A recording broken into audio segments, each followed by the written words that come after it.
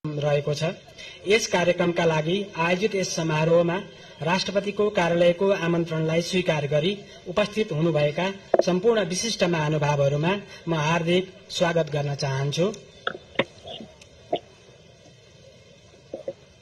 अब म सम्माननीय राष्ट्रपतिज्यू समक्ष प्रधानमन्त्री पद तथा गोपनीयताको शपथ लिन नवनियुक्त सम्माननीय प्रधानमन्त्री श्री बालेन्द्र शाहज्यूलाई सादर अनुरोध गर्दछु। देशको हालत अब एउटा धोती प्रधानमन्त्री बन्यो।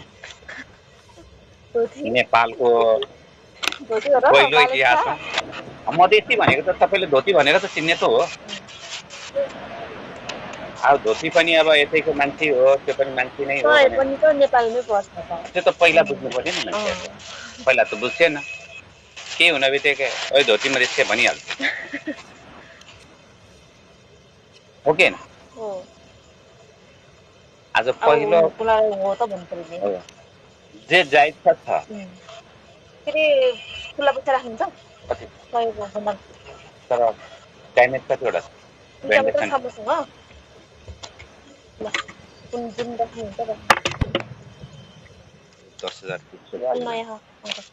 जति पुग्छ त्यतिले मै जति पुग्छ राख्नु न यो सबै मलाई राख्ने त अब त्यो गलमल ज्याउँछ के मलाई त पुरै राख्ने विचार छ, तर पुग्नु पर्यो नि। 10,000 पुग्यो त 10,000 लिन्ला।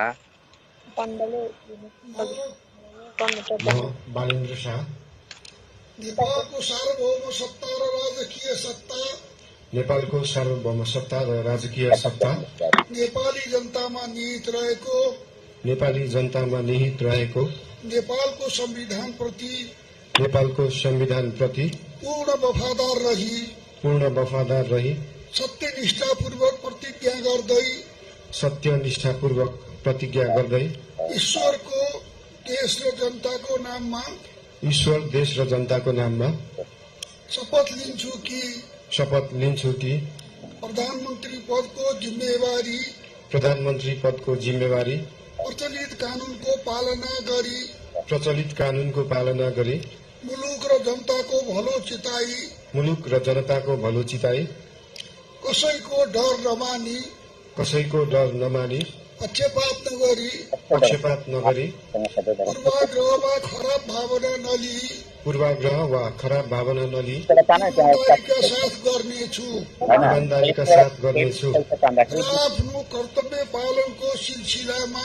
र आफ्नो कर्तव्य पालनको सिलसिलामा आफूलाई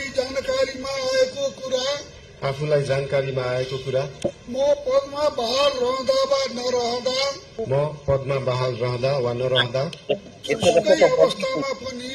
जुनसुकै अवस्थामा पनि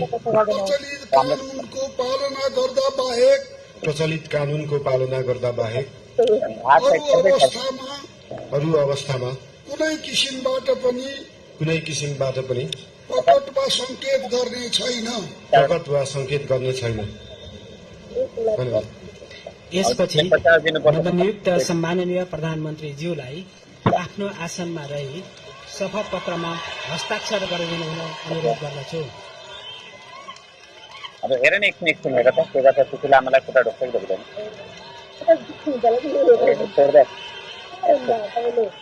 लाइभमा देखाएर होइन, यतिकै फेसबुकमा पनि देखाइरहेछ। सम्माननीय प्रधानमन्त्री श्री बालेन्द्र शाहज्यूबाट प्रधानमन्त्री पद तथा गोपनीयताको शपथ लिने काम सम्पन्न भएको छ। सुदन गुरुङ गृहमन्त्री